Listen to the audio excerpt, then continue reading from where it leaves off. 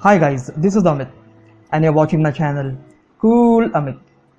तो आज मैं कंपैरिजन करने जा रहा हूँ एप्लीकेशन बैंकिंग्स का। तो इसमें से पहला जो है वो है डीबीएस बैंक का डीजी बैंक और दूसरा जो है वो है कोटक महिंद्रा का कोटक 811। तो आप कहेंगे कि आप ऑलरेडी एप्लीकेशन बैंक जो है वो यूज़ कर रहे हो, जैसे आईसीआईसीआई बैंक, एसबीआई बैंक या एक्सिस बैंक का। तो मैं आपको बता दूं कि उसको आप ट्रू एप्लीकेशन बैंकिंग नहीं कहेंगे, क्योंकि उसका जो अकाउंट है आपने ओपन किया है उसके ब्रांच में जाके और उसके बाद आप उसका एप्लीकेशन यूज़ कर रहे हो डाउनलोड करके, तो उसको हम एप्लीकेशन बैंक नहीं कहेंगे। अभी जो एप्लीकेशन बैंकिंग है 811 और डीजी बैंक, इसमें आपका कोई अकाउंट नहीं है पहले से और आप एप्लीकेशन डाउनलोड करने के बाद उसका अकाउंट जो है आप ओपन कर रहे हो अपने मोबाइल के द्वारा। तो सबसे पहले बात आपको बता दूँ कि एप्लीकेशन बैंक में अकाउंट ओपन करने के लिए आपको आधार कार्ड नंबर और पैन कार्ड नंबर की ज़रूरत होती है। तो जिस व्यक्ति को भी अकाउंट ओपन करना है, ये आधार नंबर और पैन नंबर उसी के नाम पे होने ज़रूरी है। तो मैं आपको डीबीएस बैंक के बारे में बता दूँ। डीबीएस बैंक मतलब डेवलपमेंटल बैंक ऑफ सिंगापुर। तो ये सिंगापुर की एक मल्टीनेशनल बैंक है और इनका टर्नओवर बहुत ज़्यादा है और बहुत बड़ी बैंक है। और जैसे कोटक महिंद्रा तो आप जानते ही है, ये हमारे देश के लोकल बैंक है और इनके बहुत सारे ब्रांचेस है।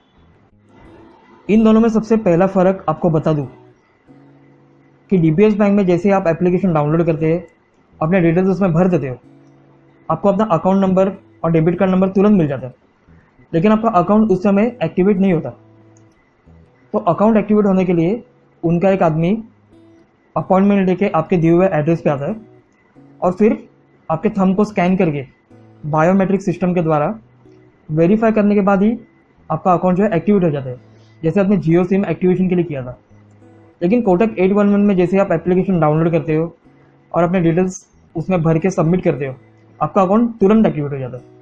तो आप तुरंत उसका अकाउंट जो है वो यूज़ कर सकते हो। और बहुत सारे फ़र्क है, इनके फीचर्स में फ़र्क है, इनकी सेवा में बहुत सारे फ़र्क है, इनके स्कीम्स में बहुत सारे फ़र्क है। तो आइए मैं आपको आगे बता देता हूँ।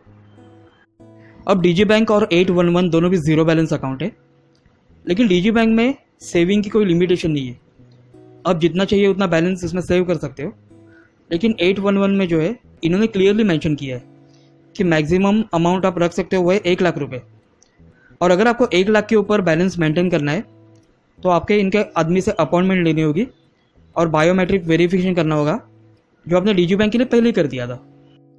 और अब ये सबसे बड़ा डिफरेंस है कि डीजी बैंक में आपको 7% इंटरेस्ट मिलता है 1 लाख रुपए तक, और 811 में आपको सिर्फ 5% इंटरेस्ट ये लोग देते हैं 1 लाख रुपए तक। और 1 लाख के ऊपर अगर आप बैलेंस मेंटेन करते हो तो आपको 6% इंटरेस्ट मिलता है। जैसे कोटक 811 के कमर्शियल्स में आपने वर्चुअल डेबिट कार्ड के बारे में सुना होगा। तो आपको बता दो कि डीजी बैंक में भी आपको वर्चुअल डेबिट कार्ड मिलता है, जो आप एप्लीकेशन में देख सकते हैं। लेकिन आप इसका डेबिट कार्ड जो है ऑर्डर भी कर सकते हो अपने एड्रेस पे। तो डीजी बैंक में डेबिट कार्ड की कोई एनुअल फीस नहीं है पहले 1 साल तक, और दूसरे साल से आपको ये लोग 150 रुपीज़ चार्ज करते हैं एनुअली डेबिट कार्ड के लिए। लेकिन कोटक 811 में अगर आप डेबिट कार्ड मंगाते हो तो आपको पहले साल से इनकी फीस शुरू हो जाती है, जो है 299 रुपीज़ पर ईयर। अब डीजी बैंक में आप अनलिमिटेड कैश विड्रॉ कर सकते हो कोई भी अन्य एटीएम से, लेकिन कोटक 811 में इनकी एक लिमिटेशन है जिसके बाद आपको एक फ़ीस लगती है। और अगर आपको कोटक 811 में अनलिमिटेड कैश विड्रॉ की सर्विस चाहिए तो फिर आपको कोटक 811 एज की सर्विस लेनी होगी, जिसमें आपको कम से कम 10,000 रुपये बैलेंस आपके अकाउंट में मेंटेन रखने होंगे। अब डीजी बैंक के डेबिट कार्ड में इन्होंने एक पे वेव टेक्नोलॉजी यूज़ की है, जो एक इंटरनेशनल टेक्नोलॉजी है। तो इसमें ऐसा है कि शॉपिंग के बाद आपको डेबिट कार्ड स्वाइप करने की ज़रूरत नहीं होती। आपको अपना डेबिट कार्ड सिर्फ मशीन के सामने दिखाना है और तुरंत आपके बैलेंस जो है डिडक्ट हो जाते हैं। तो सिक्योरिटी के लिए उन्होंने एक लिमिट दी है 2,000 रुपये तक। और कोटक 811 में कोई पे वेव टेक्नोलॉजी का जिक्र इन्होंने किया नहीं है। तो डीजी बैंक में एक बहुत ही अच्छी स्कीम है रेफरेंस की।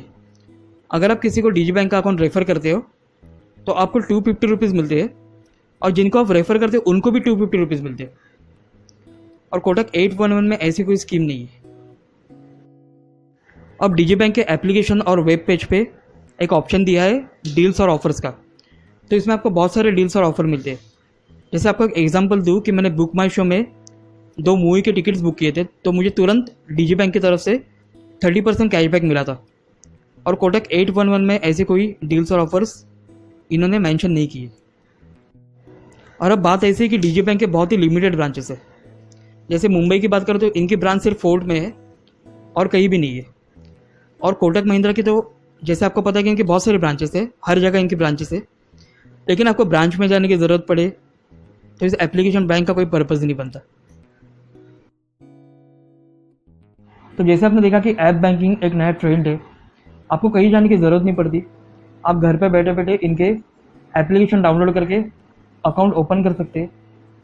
और इनके बिल्कुल ज़ीरो बैलेंस अकाउंट्स है। इनके ऐप के द्वारा आप रिचार्ज कर सकते हो, ट्रांजैक्शंस कर सकते हो, शॉपिंग कर सकते हैं, पैसे ट्रांसफ़र कर सकते हैं, कोई अन्य बैंक के डेबिट कार्ड से आप इनमें पैसे फंड कर सकते हैं। ऐसे बहुत सारी फैसिलिटीज़ आपको बैठे बैठे दे रहे हैं। तो अगर आप मुझसे पूछे कि डीजी बैंक और कोटक 811 में कौन सा अच्छा है, तो मैं आपसे रिकमेंड करूँगा डीजी बैंक, क्योंकि बहुत ही बड़ी बैंक है, मल्टीनेशनल बैंक है और आपको बहुत सारी ऑफर्स दे रही है, बहुत सारे डील्स दे रही है। और इतना ही नहीं, आपको रेफरेंस के लिए भी पैसे देती है और जिनको आप रेफ़र करते हो उनको भी पैसे मिलते हैं।